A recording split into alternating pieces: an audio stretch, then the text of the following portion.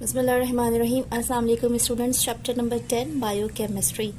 तो इस चैप्टर की जो थोड़ी सी बेसिस है ये आपकी क्लास 10 में जो है वो थोड़ी सी क्लियर हो गई होगी कि बायोकेमिस्ट्री असल में केमिस्ट्री की एक ऐसी ब्रांच होती है जिसमें आप जितने भी मैटर्स होते हैं उनकी स्टडी करते हैं with reference to the living organisms. यानी वो तमाम केमिस्ट्री जो अब तक आप मुख्तलिफ किस्म के कंपाउंड्स में स्टडी करते चले आए हो, अब आप देखोगे कि लिविंग ऑर्गेनिजम्स में जिसमें प्लांट्स और एनिमल्स दोनों शामिल हैं, इसकी एप्लीकेशन किस तरीके से होती है, इसकी वर्किंग किस तरीके से होती है। ठीक है, तो बेसिकली तो उस चैप्टर्स में जो आपके बेसिक यूनिट्स होते हैं जैसे कि कार्बोहाइड्रेट्स है, प्रोटीन्स हैं, लिपिड्स हैं, फैट्स हैं, ठीक है, इन तमाम चीज़ों के बारे में थोड़ा सा स्टडी किया गया है। थोड़ा सा आपको उसके स्ट्रक्चर्स के बारे में, उसके फंक्शंस के बारे में और उसके सोर्सेज के बारे में आपको थोड़ा सा गाइड किया गया है। ये जर्नल नॉलेज के हवाले से भी बहुत इंपॉर्टेंट है, तो इसलिए इस चैप्टर को जो है वो आपने थॉरोली स्टडी करना है। ये आपकी डेली लाइफ में भी आपके बहुत काम आने वाला है। इससे आपको पता चलता रहेगा कि आप जो चीज़ें खाते हैं और जब वो ब्रेक डाउन होती है कार्बोहाइड्रेट्स में, लिपिड्स में, प्रोटीन्स में, फैट्स में, तो ये कितने और स्मॉलर यूनिट्स में जाती हैं और ये बॉडी में किस तरीके से जो है ना इफ़ेक्ट करती हैं। ठीक है, तो हस्बे मामूल में सबसे पहले जब वो सेल्फ असेसमेंट करवाती हूँ हमेशा, तो इस चैप्टर का जो सेल्फ असेसमेंट है हम उसकी तरफ आ जाते हैं। ठीक है, सबसे पहले आप पेज नंबर 221 पर आ जाएंगे। इसने पहला सेल्फ असेसमेंट आपसे कहा है कि ग्लाइकोसाइड लिंकेज क्या होती है। आपको स्ट्रक्चर बनाना है माल्टोज का और शो करना है इसमें ग्लाइकोसाइड लिंकेज। ठीक है, तो सबसे पहले तो ये समझ लीजिए कि ग्लाइकोसाइड लिंकेज होती क्या है। देखिए, हम जो खाना खाते हैं ना, इसमें बेसिक कंपोनेंट होता है आपका कार्बोहाइड्रेट्स। जैसे आप रोटी इस्तेमाल कर रहे हैं या ब्रेड यूज़ कर रहे हैं या राइस इस्तेमाल कर रहे हैं, इसी तरह से कोई फ्रूट्स जो है वो आपने इनटेक किया है, तो बेसिकली ये होते हैं कार्बोहाइड्रेट्स की फैमिली से। तो इनमें जो सबसे सिंपल शुगर होती है ये 6 कार्बन कंटेनिंग कंपाउंड की होती है, जो आमतौर पे ग्लूकोज या फ्रक्टोज होती है। ठीक है, तो होता क्या है कि जब भी दो ग्लूकोज के मॉलिक्यूल्स आपस में एक दूसरे से क्लोज होते हैं और उनके सेंटर से क्लोज होने की वजह से वाटर का एक मॉलिक्यूल रिलीज हो जाता है और वो ऑक्सीजन की मदद से एक दूसरे के साथ बॉन्ड बना लेते हैं, इंटरलिंक हो जाते हैं, किस्म की लिंकेज फॉर्म कर देते हैं। तो इस चीज़ को कहा जाता है कि ये ग्लाइकोसाइड लिंकेज है। ठीक है, अब ज़रा बुक में देख लीजिए कि इसके जो बुकिश वर्ड्स हैं वो कहाँ से आप लिखेंगे और इसके साथ साथ इसका जो अगला पार्ट है माल्टोज वाला वो आपने कैसे करना है। ठीक है, आप सीधा आ जाएंगे पेज 219 पर। एक बात ध्यान में रखिएगा, यहाँ पे सवाल इसने पूछा है ग्लाइकोसाइड लिंकेज का, लेकिन ग्लाइकोसाइड लिंकेज और ग्लाइकोसाइड बॉन्ड दोनों एक चीज होती है। बॉन्ड का मतलब क्या होता है कि वो दो चीजों को आपस में कनेक्ट करता है, और लिंकेज का मतलब भी क्या होता है कि ये दो चीजों को आपस में लिंक कर रहा है। तो यहाँ पे बुक पे जो डेफिनेशन है आपकी वो ग्लाइकोसाइड बॉन्ड के नाम से है, मगर एक्चुअल में ये क्या चीज है, ग्लाइकोसाइड लिंकेज ही है। यहाँ से लिखेंगे a glycoside bond is a type of covalent bond that join two monosaccharides units together to form a large carbohydrate molecules. यानी जब मोनोसेक्राइड्स के दो यूनिट्स जो हैं वो आपस में कंबाइन होते हैं एक बॉन्ड की मदद से, और ये बॉन्ड कौन सा होता है, ऑक्सीजन कार्बन ऑक्सीजन बॉन्ड, ये एक किस्म का कोवेलेंट बॉन्ड होता है। तो एज अ रिजल्ट आपको एक बड़ा कार्बोहाइड्रेट का जो मॉलिक्यूल है वो फॉर्म होता है, और इस बॉन्ड के फॉर्म होने में जो प्रोसेस इन्वॉल्व होता है वो कहलाता है ग्लाइकोसाइड बॉन्ड या ग्लाइकोसाइड लिंकेज। और ये प्रोसेस कैसे होता है, बाय मीन्स ऑफ कंडेंसेशन, जिसमें वाटर का एक मॉलिक्यूल रिलीज हो जाएगा और ऑक्सीजन की मदद से दोनों जो मोनोमर्स हैं वो आपस में कंबाइन हो जाएंगे। आपने लिखना कहाँ से, यहाँ से लिखना है ग्लाइकोसाइड बॉन्ड से लेके ये पेज पूरा, it is form through a condensation reaction. और नेक्स्ट पेज पर आ जाएं। नेक्स्ट पेज पे आप यहाँ तक लिखेंगे with the elimination of water molecule. ठीक है, ये तो हो गया सेल्फ असेसमेंट के पहले क्वेश्चन का वन पार्ट।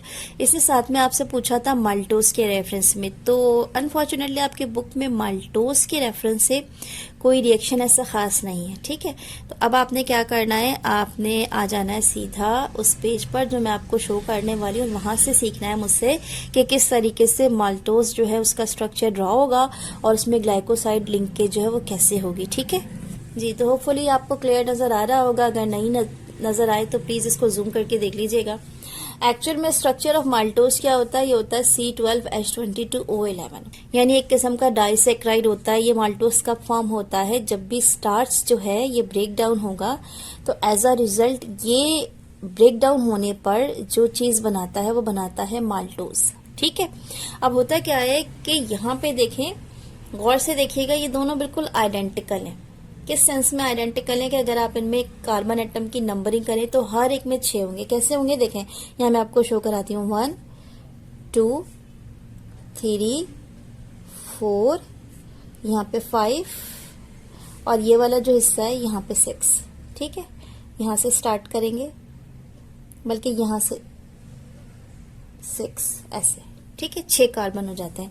अब यहाँ पर भी देखें, यहाँ से मैंने स्टार्ट किया 1 2 3 4 5 और ये जो एक कार्बन बचा है यहाँ पे आपका ये हो जाएगा 6। ठीक है, इस जगह से ऑक्सीजन को मत काउंट कीजिएगा, यहाँ से 6 ये वाला है। ठीक है, अच्छा तो ये 1 2 3 4 5 और यहाँ पे 6, यहाँ पे भी देखें 1 2 3 4 5 और ये वाला 6। ओके, अब होता क्या है कि देखें यहाँ पे H और OH, इस वाले को देखें गौर से, यहाँ पे H और OH है बिल्कुल इसी तरीके से जिस इससे पहले वाला जो मोनोमर होगा उसमें भी यही वाला हाल होगा। तो होता क्या है कि यहाँ से H और OH में से ये एक ऑक्सीजन बचता है, एक का H और दूसरे का OH मिलके क्या करेगा, वाटर मॉलिक्यूल फॉर्म करेगा और ये आपस में ऑक्सीजन की मदद से इंटरलिंक्ड हो जाएंगे। तो इस तरीके से जो स्ट्रक्चर बन जाएगा वो किसका बन जाएगा, ये हो जाएगा ग्लाइकोसाइड लिंकेज। और किस में पाया जा रहा है ये माल्टोस में, जिसमें 2 ग्लूकोज के मॉलिक्यूल्स आपस में कंबाइन होंगे, वाटर का एक मॉलिक्यूल रिलीज होगा, ऑक्सीजन की मदद से बॉन्डिंग फॉर्म हो जाएगी। अभी बॉन्डिंग कैसे हुई देखें, कार्बन ऑक्सीजन कार्बन बॉन्डिंग, जिस तरीके से आपको इन्होंने थ्योरी में बताया था कि कार्बन ऑक्सीजन कार्बन बॉन्डिंग होगी और ये जो लिंकेज है ये क्या कहलाएगा, ग्लाइकोसाइड लिंकेज कहलाएगा। ठीक है, अब अगला क्वेश्चन देखें आप, ये कहता है कि what do plants and animal starch means, what is the role of animal starch for the energy storage in the body. सवाल पहले समझ लीजिए, कहता है कि प्लांट और एनिमल के स्टार्च से जो है वो आप क्या समझते हैं। दूसरी चीज इसने आपसे पूछी है कि जो एनिमल स्टार्च का रोल होता है एनर्जी स्टोरेज को लेकर बॉडी में, वो क्या होता है। देखिए इस क्वेश्चन को मैं थोड़ा सा और बढ़ा देती हूँ यहाँ पे, कि मैं यहाँ आपको एनिमल स्टार्च के साथ साथ जो प्लांट स्टार्च है उसका भी रोल बता दूंगी, क्योंकि हो सकता है जिस तरह सेल्फ असेसमेंट में इन्होंने एनिमल स्टार्च पूछा है, ये पेपर में आपसे प्लांट स्टार्च के बारे में ही पूछ सकते हैं। ठीक है, तो हम क्या करेंगे कि दोनों को स्टडी कर लेंगे। अब आपने करना क्या है, आप सीधा आ जाइए पेज 220 के ऊपर, जो बिल्कुल 1 पेज बैक है। क्लियर, और आपने आकर यहाँ देखना है कि किस तरीके से इस क्वेश्चन को करना है। सबसे पहले तो आप मार्क कीजिए कि पॉलीसैकेराइड्स जो है ये मैक्रोमोलिक्यूल्स होते हैं, ये वाटर इंसॉल्युबल होते हैं और ये आमतौर पर तकरीबन 10 हेक्सोस शुगर्स जो हैं उसके मिलने से बनते हैं। अब ये जो पॉलीसैकेराइड्स हैं इसको हम फर्दर क्लासिफाई करते हैं एनिमल पॉलीसैकेराइड्स में और प्लांट पॉलीसैकेराइड्स में। तो जो एनिमल पॉलीसैकेराइड होता है इसको एनिमल स्टार्च भी कहा जाता है, और जो प्लांट पॉलीसैकेराइड होता है इसको प्लांट स्टार्च भी कहा जाता है। ठीक है, अच्छा अब आपने नेक्स्ट काम क्या करना है, यहाँ से मार्क करना है कि एनिमल स्टार्च की आप हेडिंग डालेंगे और फिर लिखेंगे कि example of animal starch polysaccharide is glycogen which is found in the muscles and the liver of the animals. It is a storage of carbohydrate and it is commonly known as animal starch. यानी हमने क्या किया, सबसे पहले तो हमने थोड़ा सा बताया कि पॉलीसैकेराइड्स जो है वो क्या होते हैं, फिर हमने बताया कि पॉलीसैकेराइड की क्लासिफिकेशन होती है तो वो एनिमल स्टार्च में और प्लांट स्टार्च में जो है डिवाइड हो जाता है। फिर हमने एनिमल स्टार्च की हेडिंग डाली और ये पूरा कंटेंट लिख दिया कि आमतौर पर जो एनिमल स्टार्च है इसकी कॉमन एग्जाम्पल होती है ग्लाइकोजिन, और ये ग्लाइकोजिन क्या करता है, ये जितने भी एनिमल्स होते हैं इनके मसल्स में और इनके लिवर में मौजूद होता है और ये कार्बोहाइड्रेट को स्टोर करके रखता है ताकि इन केस ऑफ इमरजेंसी अगर बॉडी में डेफिशिएंसी हो तो ये ग्लाइकोजिन ब्रेक डाउन होकर क्या करता है, फौरन इंस्टेंट एनर्जी बॉडी को प्रोवाइड करता है। ये सिंपल मॉलिक्यूल्स यानी ग्लूकोज में कन्वर्ट हो जाता है। अगली जो हेडिंग आप डालेंगे वो आप डालेंगे प्लांट स्टार्च की। ठीक है, प्लांट स्टार्च की हेडिंग डालने के बाद आप यहाँ से लिखेंगे plant polysaccharide are the reserved carbohydrates of plants. Example of plant polysaccharides are starch and cellulose which are composed of thousands of glucose units। उसके बाद एक लाइन ड्रॉप कीजिएगा, it is found in potato, wheat, barley etc. Cellulose is found in the cell wall of the plant. It is used in making cotton, cellulose fiber and paper etc.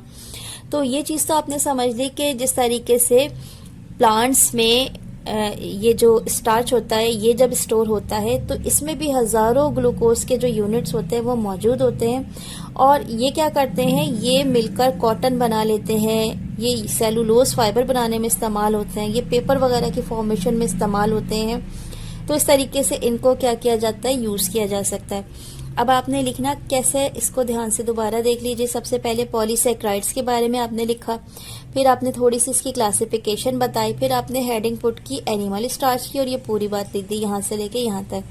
फिर आप next heading put कीजिएगा plant starch की और ये पूरी बात लिख दीजिएगा यहाँ से यहाँ तक और फिर यहाँ से लेके यहाँ तक।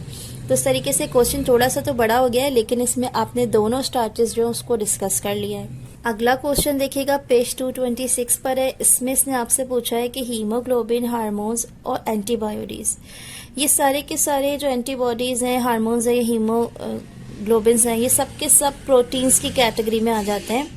तो ये आपसे पूछ रहा है कि ये जो बायोलॉजिकल रोल होता है इन प्रोटीन का ह्यूमन बॉडी में वो क्या होता है।